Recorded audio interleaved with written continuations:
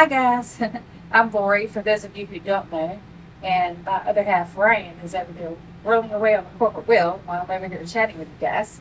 And we cut the spots down. As you know, when you winter, you have to order your stuff before you leave.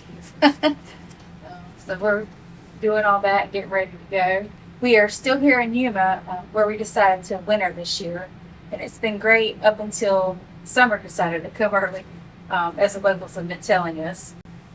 Speaking of that, it's about time to go, and we'll show you where we're heading later. But for now, we're going to take you to what turns out to be a torch lighting festival, and not the baton twirling kind, as we'll show you shortly. Ryan is going to share RV spring maintenance with you. And lastly, we'll share some sad news and show you our favorite barbecue place here in Yuma. See y'all in a minute. So today we are at the Pacific Avenue Athletic Complex here in Yuma, Arizona. And they're supposed to have some kind of balloon festival where they're going to let off some hot air balloons. They're having an evening glow where they're going to, go up in the balloons in the evening. And then afterward, they're going to have a drone show.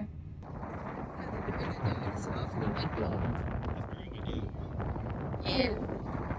The rain's past us, but it's still. It's very windy. It's more wind than we had at the Balloon Fiesta in Albuquerque a couple years ago. Yeah.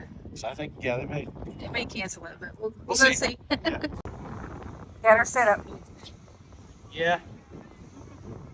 Fortunately, my chair's a little wet from the rain we had earlier today. What? What are you doing?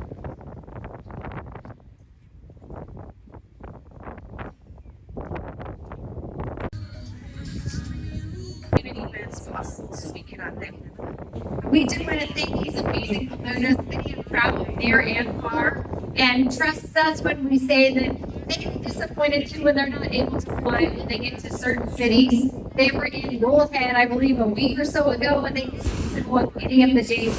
But so please show them your appreciation and be kind. Show them what it's about. Exactly. And we've actually been really fortunate this year. We had 2 mornings of massive attention, so hopefully we'll make it through tomorrow. Tomorrow is supposed to be much nicer than today, so come on out here to the Pacific Avenue Athletic Complex for that sunrise launch. They do ask that you bring a non-perishable food item, which will be donated to Crossroads Mission. We are hoping for a beautiful morning tomorrow, and if you're generally not up at sunrise, it is certainly worth being here for that. It sure is. So grab your seats. Things will be kicking off here shortly.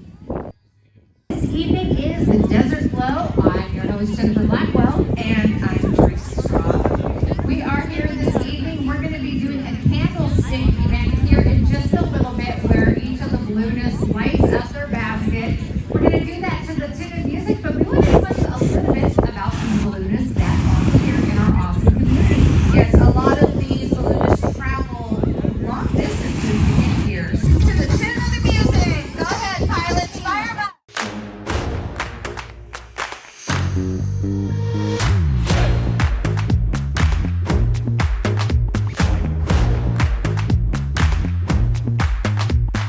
All right, next we're going to try something a little different. We're going to do a flicker, pilots. When you hear the music, start that flicker.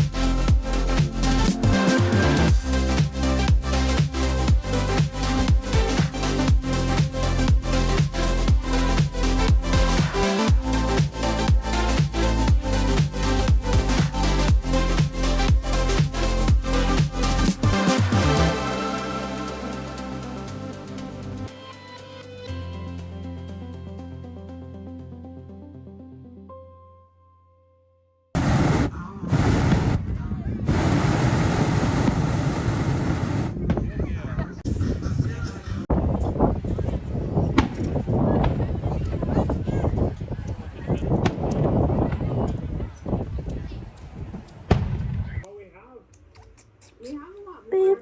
You so special. You're the sweetest little bubby. What you want, darling? What do you want? What? What is it? You want to go out? You want to go outside? Okay, let's go. Let's go. Come on. Is that what you want? Okay. Okay, I'm coming. I'm behind you. I'm coming.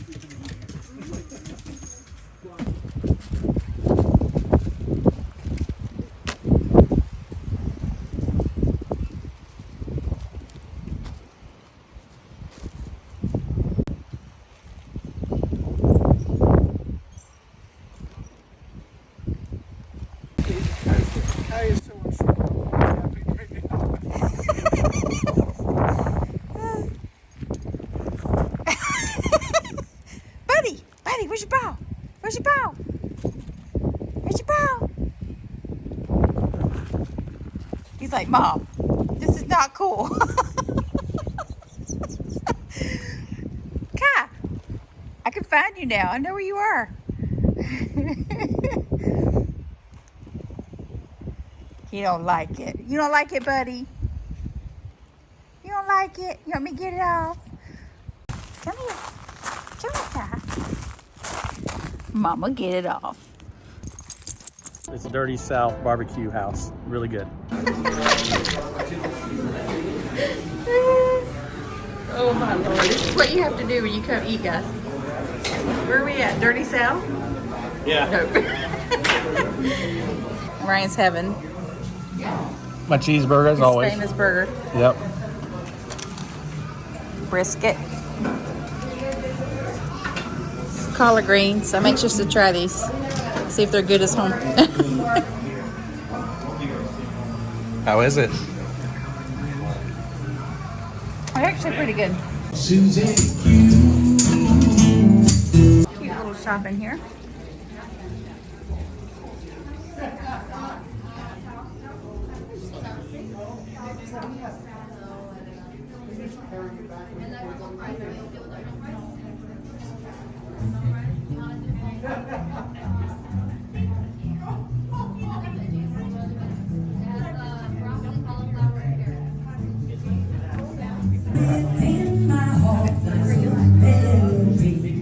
Is it you, ladies?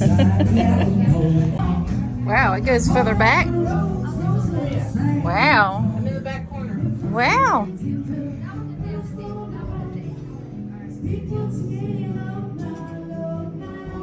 You can come and eat and hear live music and go shopping all at the same time.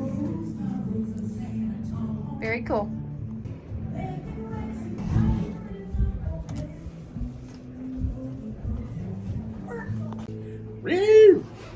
How do you do?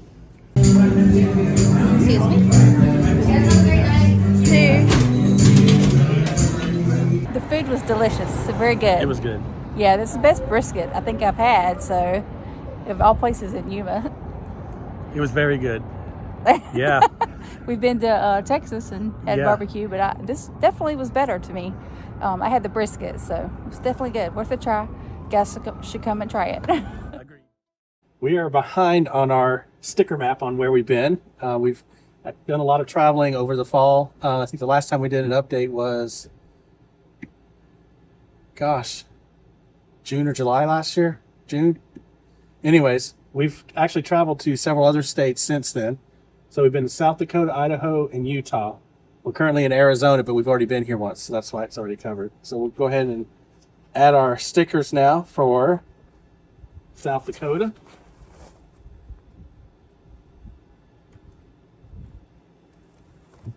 And Idaho.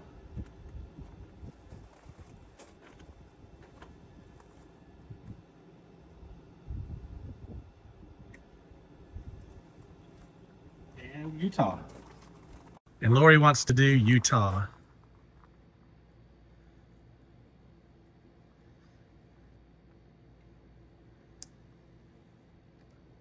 Perfect. There we go. All right, so that means we now need to visit 1, 2, 3, 4, 5, 6, 7, 8, 9, 10, 11, 12, 13, 14, 15, 16, 17, 18, 19, 20, 21 more states. And I don't know how we'll do these over here, but eventually we'll get there. Yeah, if our plans go right, we're supposed to be going to Oregon, Washington, and Montana, and then we're going to swing to North Dakota and come on down and go back. But we know how that goes. Sometimes your plans get changed, but that's the plans. Yeah.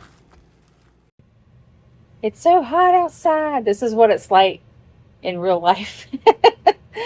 When it's really hot, like 100 degrees. And you can't do anything but sit in your RV and eat an apple and play games on your phone. So I don't know if you can see it. Oh, yeah, 106. 106 degrees. So, yeah, we're in Yuma Outside. still.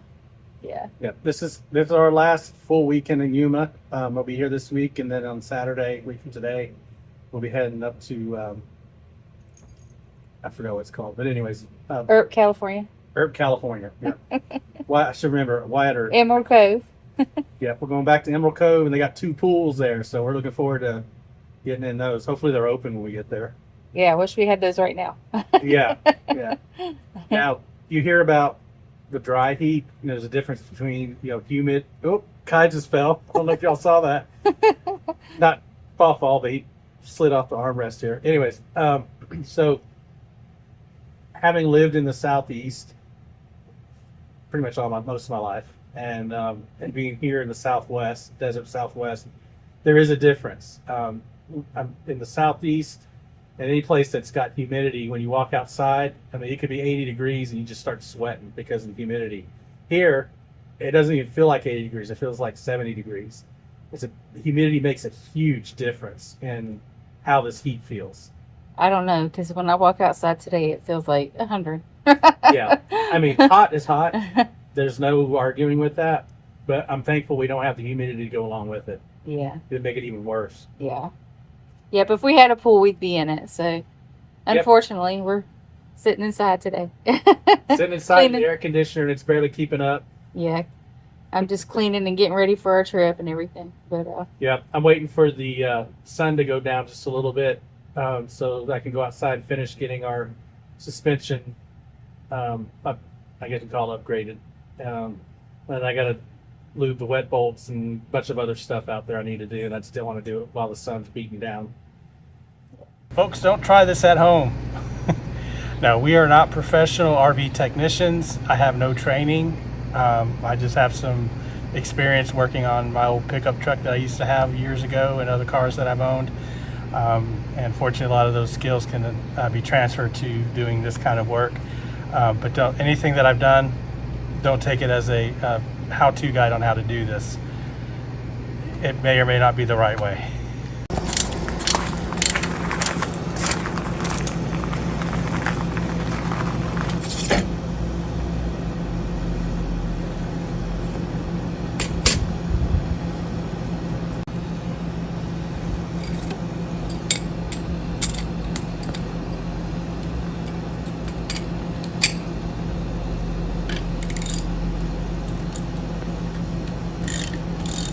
So this is the equalizer. These are shackles that hold the spring to the equalizer. And then you have a spring hanger that there's another wet bolt that holds the spring to this spring hanger that's part of the RV itself. So we got the RV frame here, and then this is a hanger that the spring mounts to. So I'm replacing the wet bolts, the 3 wet bolts. There's a brass bushing that goes inside of these springs, so I've got to replace the spring, and then the spring comes with a nylon bushing. I'm going to replace it with a copper bushing, which lasts longer and works better. And then also these shackles are going to be replaced here as well for this wheel, and then I'll do the same thing over here, except this one doesn't need a new spring. We put a new spring on it last year. This wheel here. On this wheel here.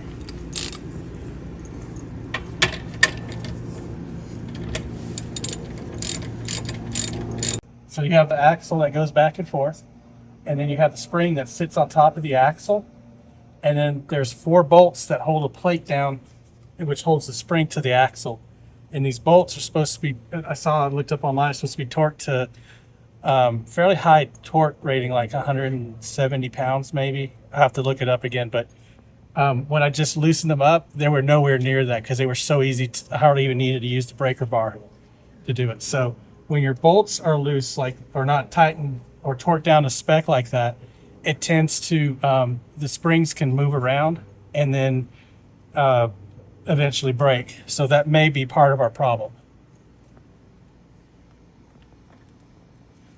So right now I've already removed the bolts, the nuts to the 3 wet bolts that hold the spring.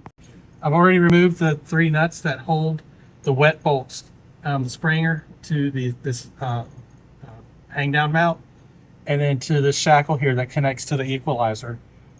So now I'm going to undo these because I'm replacing the spring as well as replacing the shackles and the wet bolts. Now, these bolts are coming off easier than the ones on these other ones because we didn't replace the springs until they actually broke, which meant that this axle flew up and, well, not this one, but the other 3 flew up and hit the bottom of this rail, of this frame member here. And that messed up the top of the U-bolts. And so it made it hard to take the bolts on and off. Whereas this one, because it didn't hit up here, the top of the U-bolts aren't messed up like the other ones, and therefore these bolts are coming off a lot easier. So with what I was saying earlier, this one's being a little bit stubborn to take off, so I'm just going to leave it on and just move it off to the side so I can get the spring off.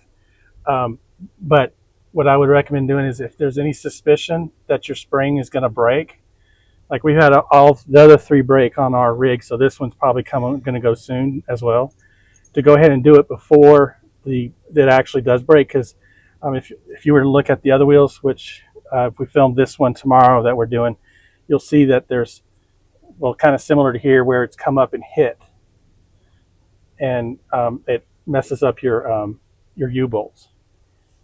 So here, this is one of the U-bolts that holds the axle goes in here, and then the spring sits on top, and then this, you screw down the nuts on here, that fastens everything together so it's attached.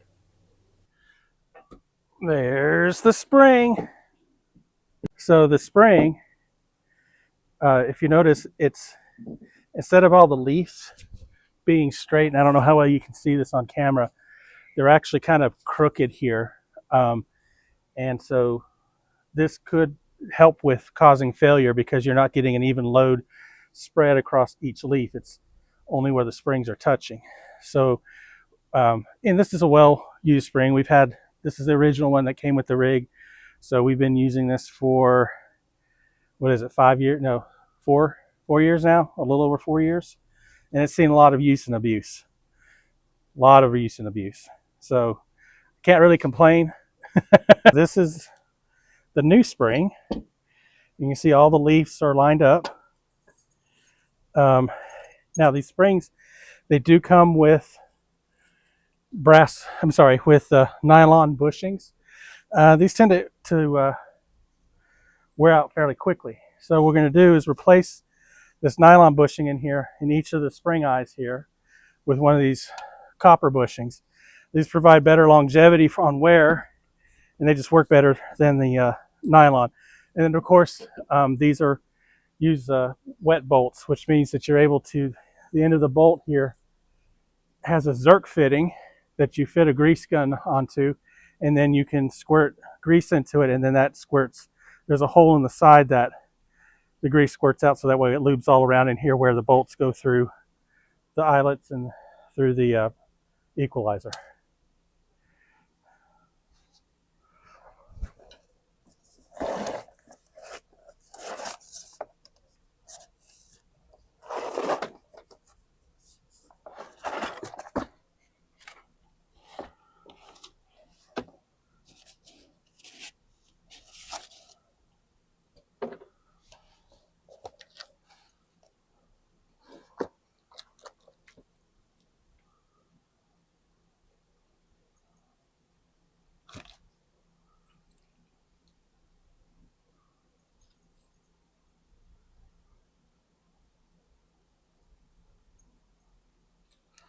Uh-oh.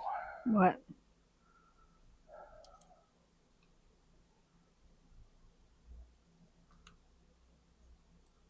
Something's not right. I'm missing part, but we'll see how that goes. Is it not the right part?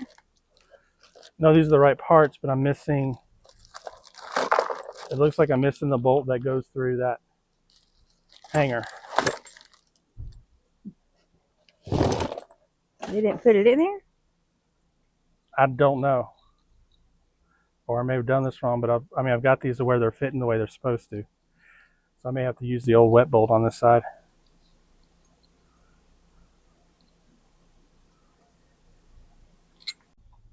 What are you licking the dirt for, buddy? Huh? I just gave you snacks. Oh, there's a fly. I just gave you snacks. I do. What are you eating the dirt for? Look. There's the culprit. He made a little hole. Here's the nylon bushing that I just removed from this eye, and you can see where I've got the copper bushing in there now.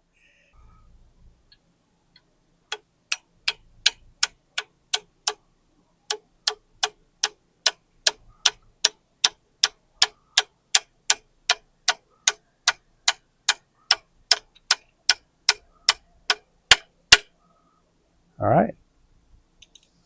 So we have replaced both bushings with the copper. So now we get to reinstall the spring. And again, this is the only wheel on here that we're replacing the spring on, since we've already done the other three. So when I go to replace the shackles and stuff on this side for this wheel, we don't have to worry about replacing the spring because I've already done that.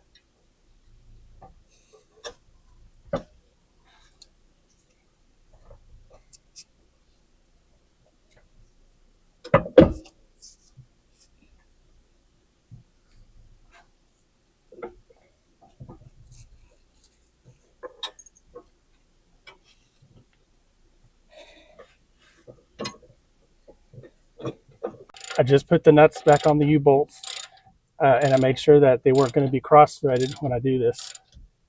So we'll go ahead and snug these down, and then we'll torque them to spec. Little boy. Kaka. Hey, buddy. We've got the U-bolts put back on, and now I need to torque them down to spec. And I just looked it up, and it's supposed to be 100 to 120 foot-pounds of torque.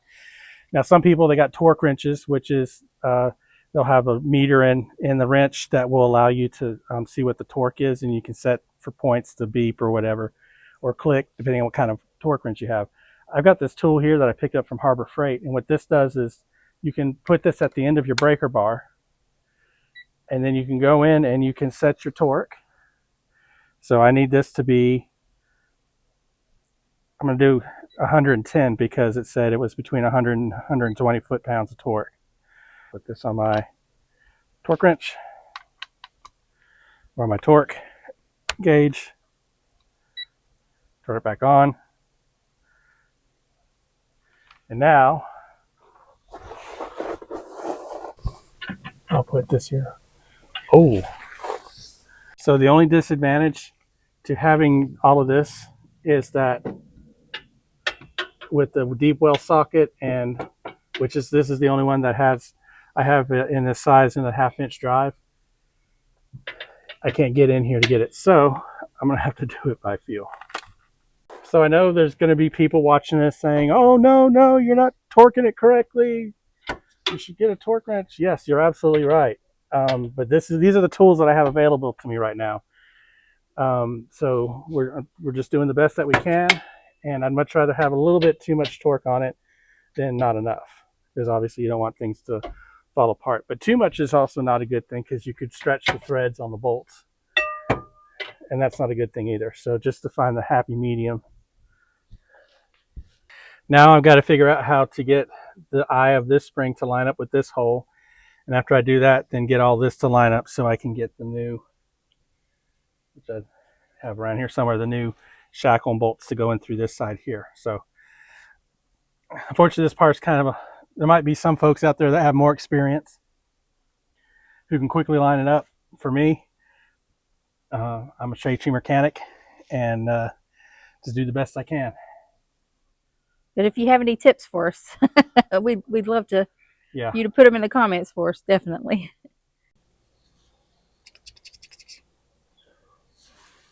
What?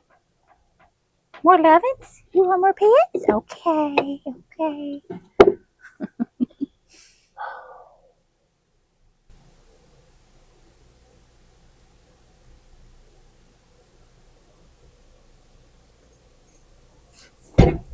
Uh-oh, what is it, buddy? What is it? What?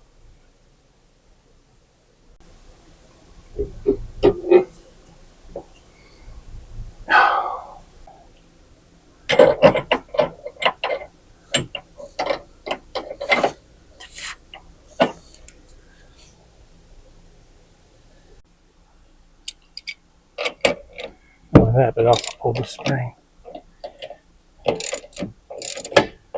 Yeah, trying to get this spring to line up with this equalizer so I get the shackle on all the way, and it was inboard by about, I don't know, half an inch, 3/4 of an inch. So we raised the RV up, which took all the weight off of everything here, and it kind of lined up. So now I got to try to get this eyelet or this to line up with here. So wish me luck.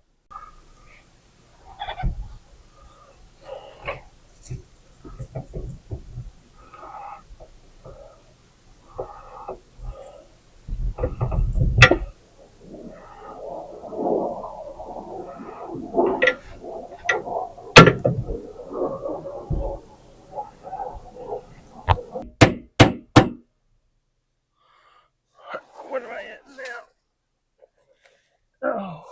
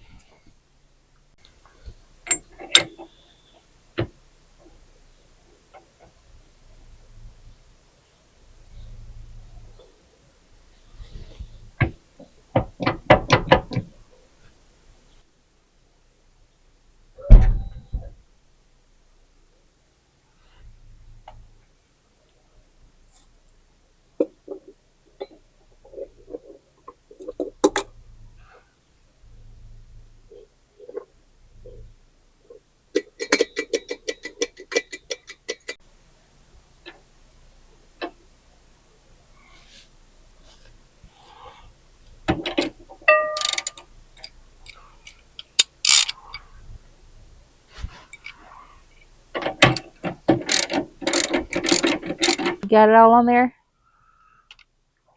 Yep. So I'm going to check the torque on these 3 bolts here to make sure that it's they're at 30 to 50 foot-pounds. So this should be set to 40. And it already is. Okay, so our sad news is, you may have noticed Rita is not in this video. We adopted her when she was 4. That was in 2014. Yeah, 2014. I'm bad up with dates. She did great up until about a year ago.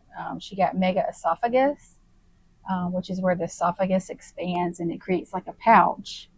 And so when they try and eat, a lot of the food, well, not a lot of it, some of the food will get stuck in the pouch and then they'll regurgitate it. Their saliva, things like that will also get stuck in there and they regurgitate it. So she did pretty good, you know, the first few months. And we noticed as the months went on, she slowly started getting a little worse. Yeah, she was getting skinnier and skinnier too, even though we were feeding her Yeah. twice a day and plus vitamins and treats and what have you. Yeah.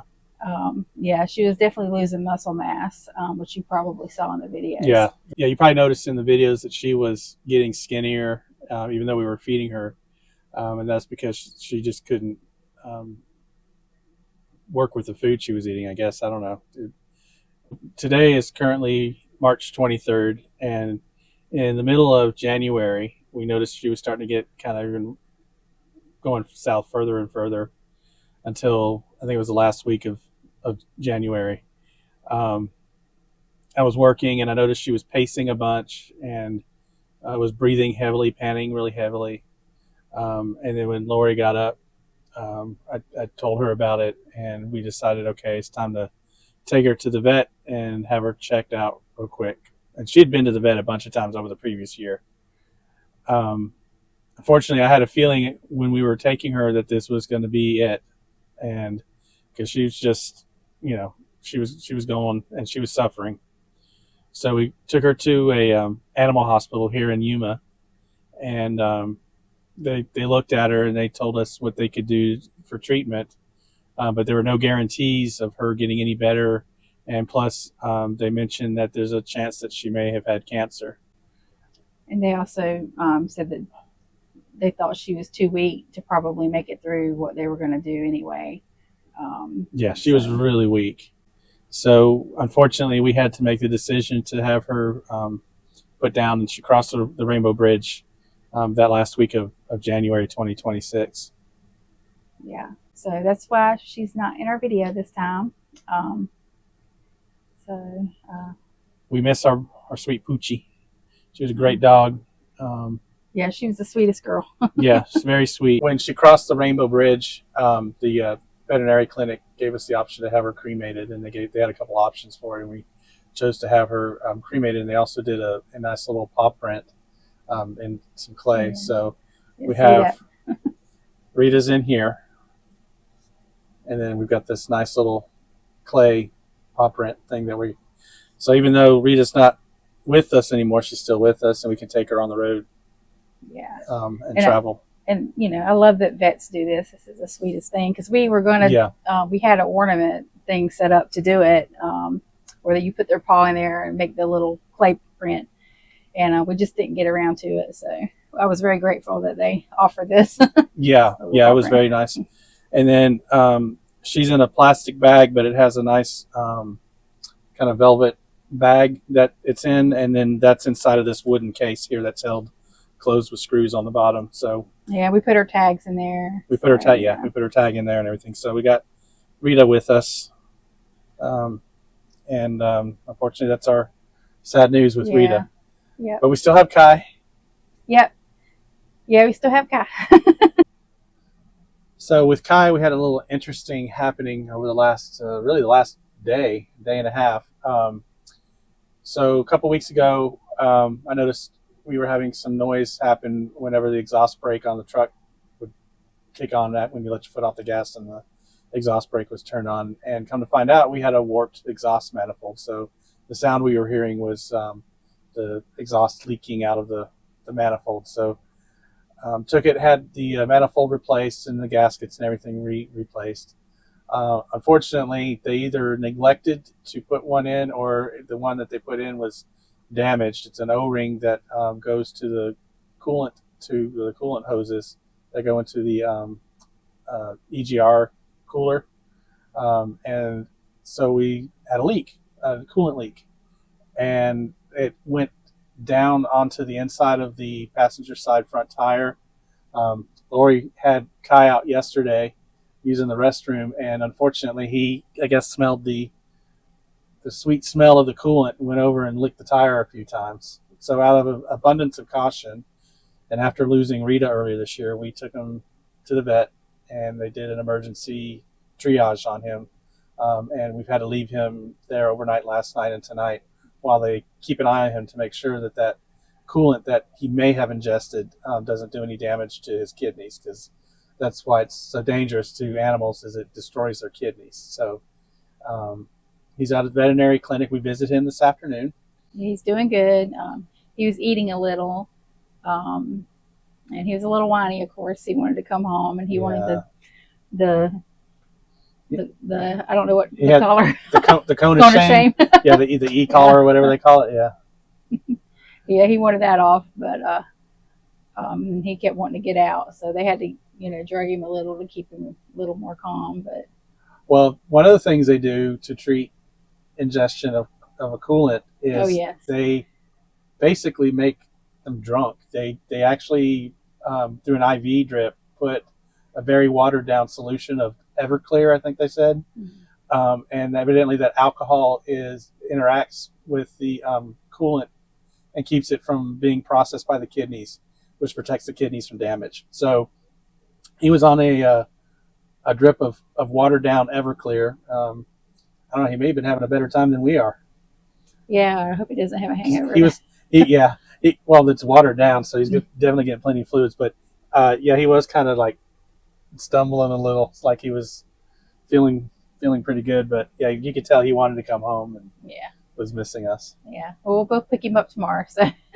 And we're supposed to pick up our truck tomorrow, so hopefully it's completely fixed. And this weekend we will be heading out of Yuma after staying here for 5 months. We've enjoyed our time here in Yuma, but it's time to move on. So we're going to head back into southeastern California, making our way north through the Intermountain West, through the Great Basin, etc. Yep, we're going to take you guys somewhere fun, but we hope it's not too hot, because it's gotten hot really fast here. Yeah, the last week we have had highs of like 107, 108 degrees. Today was a much cooler 97 outside, and you could actually, it felt a little cooler, even though it's still hot. Yeah, so I'm saying little prayers. Hopefully the weather cools back down when we get to where we're going. We're not going to tell you yet, but yep, you have to stay tuned to find out. Yeah. And watch our next video. Yeah, and if you leave a comment, what do you do for your pups on the road when they get sick? And, if you got any tips for everybody, just leave a comment. Or if you just want to tell us about your fur babies, leave a comment. We'd love to read them and learn more about that. Yeah.